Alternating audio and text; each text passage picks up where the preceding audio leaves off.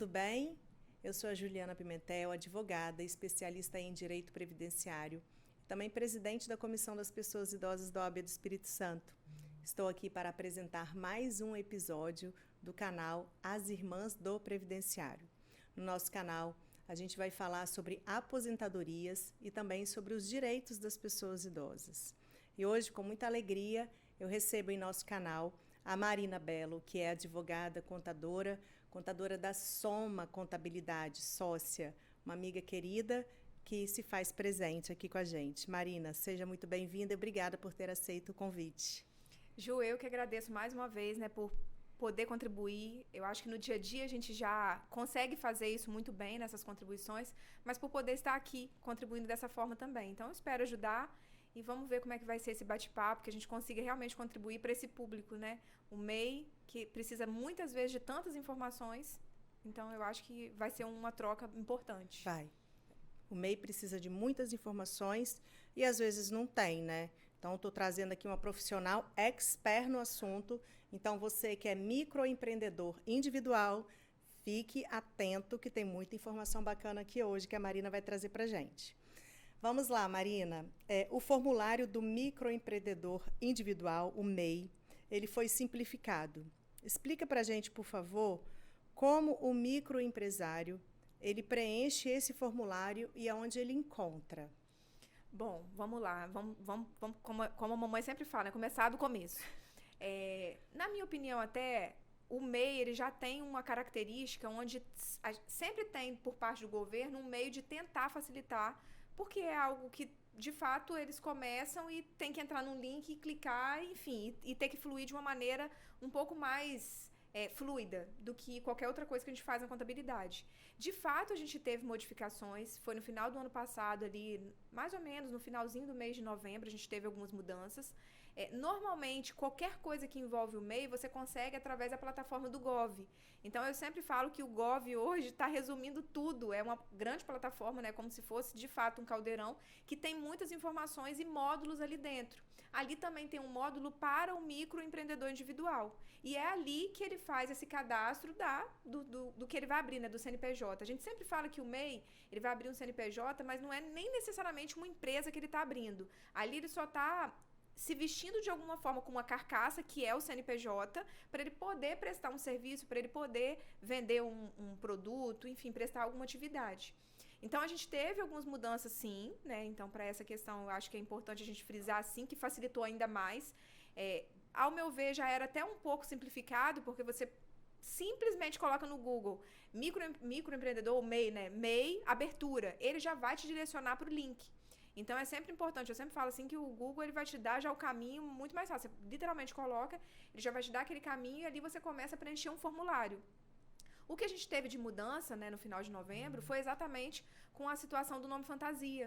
Então, essa foi uma das grandes mudanças que a gente teve, porque o MEI, a nomenclatura que ficava era quase sempre o nome da pessoa com o CPF dela, O CPF sem traço, sem nada, mas no final. Agora você pode colocar um nome fantasia. Então, essa foi uma grande mudança que teve, além do que eu comentei, que é um formulário mais fluido. Então, o MEI ele vai clicando nas informações, então ele vai perguntando endereço, ele vai perguntando as atividades, só que isso é de uma maneira mais facilitada, já que uma pessoa que vai começar a fazer não entende esse monte de burocracia, Sim.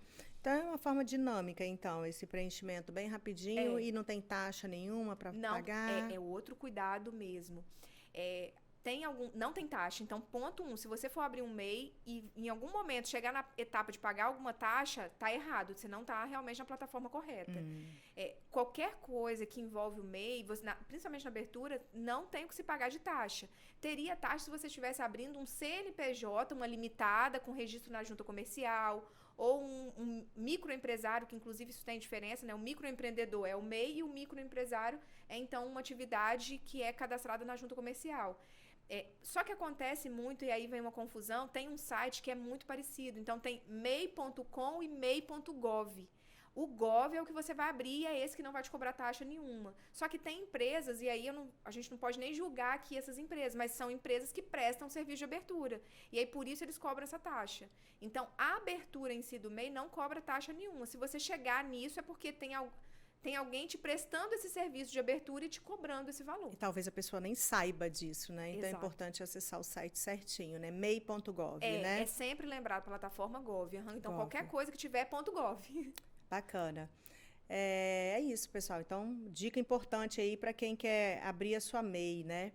E a gente, em um episódio, Marina, a gente gravou aqui, você gravou com a gente sobre o planejamento previdenciário. E eu costumo dizer que eu também, como advogada especialista em previdenciário, eu indico o planejamento previdenciário para o MEI também. E aí, vamos falar um pouquinho agora sobre as contribuições para o INSS do MEI, qual o percentual, como é que funciona isso? Bom, vamos lá. É outra coisa que eu acho importante de tratar, até porque uma das coisas que mais são frisadas na guia do MEI é exatamente a contribuição do INSS. Que é obrigatória. Que é obrigatória, exatamente. Então, primeiro ponto, quando você abre um MEI, tendo receita ou não tendo receita, você precisa pagar a guia. Então, esse é o primeiro ponto. Essa guia, ela é importante justamente porque ali você não está pagando imposto de renda, contribuição social, PIS e COFINS, como outras empresas pagam. Aquela guia nada mais é do que ali por trás a sua contribuição para a Previdência, e aí tem um pequeno valor de ICMS ou de ISS. Se você estiver prestando serviço é o ISS, se for comércio, o ICMS. Mas a boa parte daquele valor ali é a contribuição para o INSS. Então, se você deixa de pagar aquilo, você deixa, consequentemente, de contribuir. Né? Esse percentual, não sei se foi o que você perguntou, até a gente o percentual. Conversa tanta coisa aqui, também, que eu já esqueci da base da pergunta, mas eu acho que você comentou do percentual. Isso. Essa guia que é paga, como eu disse para vocês, é parte do INSS, equivale a 5% do valor do salário mínimo. Por isso é que todo começo de ano, quando há o reajuste do salário mínimo, a guia do MEI ela é reajustada. Porque precisa ser equivalente a esse valor do salário mínimo, né? E aí, então, tem uma pequena diferença só para comércio e para serviço, mas aí é por conta da incidência do ISS e do ICMS. Seja comerciante, seja um prestador de serviço, a contribuição é sempre 5%. A guia só vai ter valores diferentes por causa dessa incidência do ISS ou do ICMS. Sim. E essa guia também é gerada no site do Gov? Exatamente. Nessa mesma plataforma, né, que você faz o cadastro, tem uma parte onde você faz o acompanhamento da guia. E todo mês, o contribuinte, né, o MEI, ele tem que ir lá e gerar essa guia. É até um jeito de ele afirmar que ele, de fato, continua ali contribuindo. Então, ele vai e gera a guia do MEI, gera a guia ali, ele é só ele pagar conforme o vencimento mesmo. Legal. Uma curiosidade, Marina, uma curiosidade minha, para dar baixa no MEI, né? De repente a pessoa aí não está mais executando o serviço, não tem necessidade mais dessa abertura do MEI, e como ele tem essa obrigatoriedade do pagamento, né? Em algum momento ele não tem como mais pagar, não tem necessidade, como é que ele faz para dar baixa no MEI? No mesmo, basicamente assim, na mesma plataforma, tudo que envolve o MEI é o que eu sempre comento, é como se fosse um conjunto de coisas ali em que uma das opções é para baixar. Legal. E essa é uma informação até importante, porque acontece muito das pessoas simplesmente esquecerem a aberta.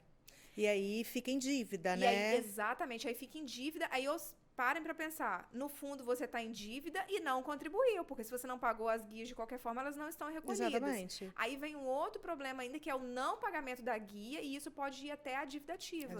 Porque enquanto você não baixou, você tem que pagar. Como eu disse bem no começo, né, eu até disse, tendo ou não movimento, você está contribuindo. Então, o meio de você demonstrar que você está contribuindo é com o seu MEI aberto. E, naturalmente, para dar baixa, precisa de estar quitado, né? Com certeza. Não. Não precisa estar quitado. Então, é um ponto importante. Para você dar a baixa do MEI, na mesma hora que você decidir baixar, você vai baixar. E eu acho até interessante essa questão de não cobrar o valor ainda pendente, porque imagina, se o mês já está apertado, porque tem aquele monte de guia para pagar, se tivesse ainda um bloqueio, imagina que ele ia talvez se enrolar ainda mais, se não tivesse. Então, você de fato baixa, e aí por isso eu comentei que o MEI é uma carcaça, porque parem para pensar, por isso que eu até falo assim que não é Mas empresa. ele pode ser cobrado dessa dívida. Pode, ele não vai ser. Exato, pode e vai ser cobrado. O que acontece é exatamente isso. Então, você baixa o seu MEI e a dívida está na sua pessoa física. Porque o MEI, ele não tem característica de natureza limitada. O MEI, como eu disse, é uma carcaça. Então, é o seu CNPJ é o seu CPF revestido com o CNPJ. Então, quando ele baixou aquilo, todas as dívidas que ele deixou de pagar a guia ficam na pessoa física e ele precisa regularizar. Então, parcelar. Eu sempre falo, Se você quer terminar com um problema, baixa o MEI e imediatamente regularize, parcelando, verificando possibilidades, porque pode ter parcelamentos especiais assim também. Então, parcelando ou pagando uma parte e parcelando a diferença. Então, dá para você baixar e resolver para você tentar sanar o problema ali. Então, não precisa necessariamente baixar, esperar quitar para poder baixar, não. Pois é, e aí entra a importância do trabalho do contador, né? Eu escuto, assim, de alguns microempreendedores, né? Individuais, assim, que eles acham, né, que eles entendem que não há necessidade do trabalho de um contador para eles, né? O que eu acho que eles estão completamente errados. Então, por exemplo, numa situação dessa, né? É necessário buscar a ajuda, né, de um profissional, contador, para poder realizar essa regularização toda, né, Marina? Então, queria ouvir de você, que é contadora, né? O que vocês, assim, lá na Soma oferecem de serviço para os seus clientes que são MEI? Então, eu sempre costumo dizer que, como qualquer outro cliente, é um cliente que demanda fazer a contabilidade e também prestar as obrigações acessórias para o fisco. É claro que em níveis diferentes, quando a gente fala de regimes tributários diferentes. Mas aí um cuidado, que foi o que ela comentou, né, Ju comentou, muitos microempreendedores têm aquela vaga impressão de que, de fato, não precisa de contabilidade. E eu até comento que, se você não precisar da sua renda para nada, realmente você não precisa ter contabilidade. Só que eu acredito que quando você escolhe ter um MEI para prestar qualquer atividade, naturalmente é porque você quer alguma renda com aquilo. Se você quer alguma renda, em algum momento você vai precisar comprovar essa renda. Então, todas as empresas, sejam elas microempresa, empresa de pequeno porte ou MEI, se você não precisar de renda, não precisa fazer contabilidade. Então, eu não vou nem enganar vocês assim, de dizer, é obrigatório? Não é obrigatório. Só que para você comprovar que você está tendo resultados e eles podem ser tributados ou isentos, você vai precisar ter contabilidade. Então, para pensar, um MEI que tem um valor faturado de 5 mil por mês, se ele não fizer contabilidade, ele não pode dizer que ele ganhou aquele valor de 5 mil reais.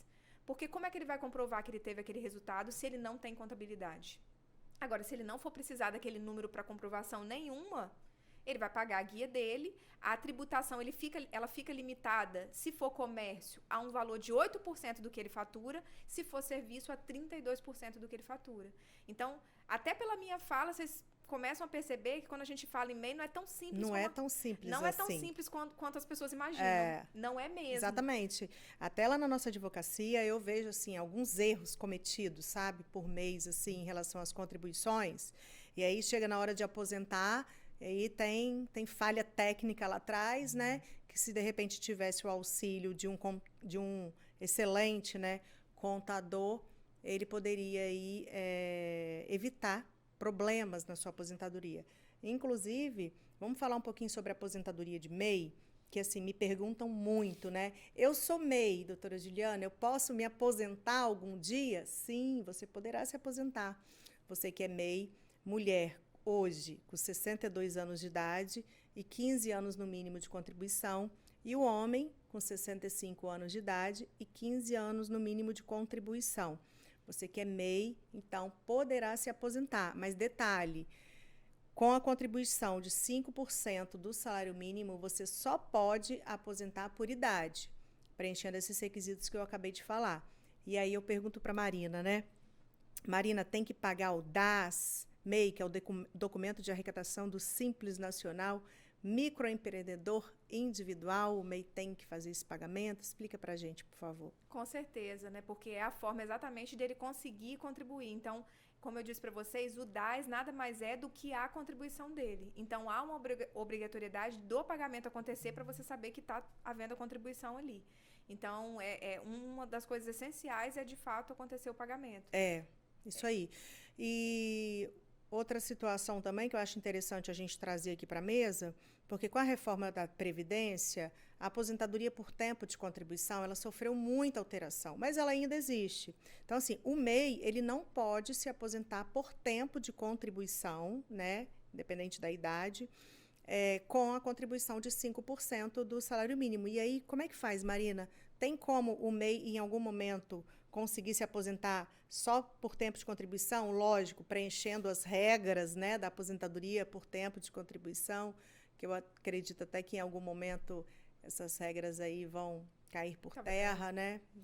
Então, na realidade, quando ele faz a opção de só pagar a guia do MEI, ele fica limitado exatamente ao que você disse, a aposentar só por idade. Então, ele precisaria chegar nessa idade para conseguir aposentar.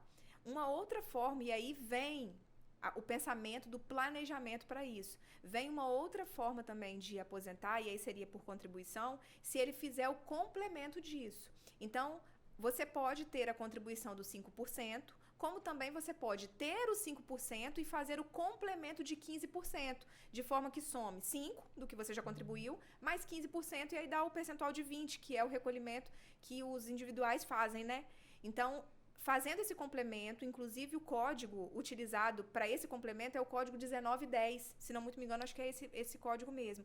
Você faz o recolhimento de 15% do valor do salário mínimo. Então, 5% já recolheu na guia, faz esse recolhimento à parte nessa guia com esse código 1910 e aí você abre portas para uma forma de aposentadoria diferente de só pela idade. Exatamente, mas como você disse, é importante fazer o planejamento previdenciário, né? Porque aí no momento oportuno também você faz a complementação dessa contribuição. Exato, né? Até porque é realmente, tá vendo, algo que precisa fazer conta. Precisa Às fazer vezes, conta. é o que eu até comento, o complemento ele é ótimo? Ótimo, porque abre portas, mas dependendo, talvez não vá valer a pena você gastar aquele valor dependendo tá vendo, da idade ou das circunstâncias. Se você já vai se aposentar com valor de salário mínimo, tá perto da idade, enfim, talvez não seja legal você gastar esse valor adicional, né, dos 15%, e aí talvez o que a guia, né, o que você já recolhe na guia seja suficiente. Mas tá vendo, é tudo uma questão de necessidade de contar com um profissional especialista. né, Ju? Profissionais especialistas. Pessoal, hoje em dia, né, a gente precisa realmente de procurar profissionais que dominem o assunto, né, pra gente não fazer coisa errada e depois, quando tiver aí próximo a aposentar, ter se arrependido, né, e ter, de repente, recebido orientações erradas. Isso é triste de ver, né? É a realidade, infelizmente. Já não dá para consertar nada, né? Não dá para mexer em nada. Aí você imagina, mas eu acreditei naquela pessoa. Naquele momento só vai ficar a culpa. Então, assim, eu acho que o que eu sempre falo tem que planejar e tem que ser uma pessoa confiável.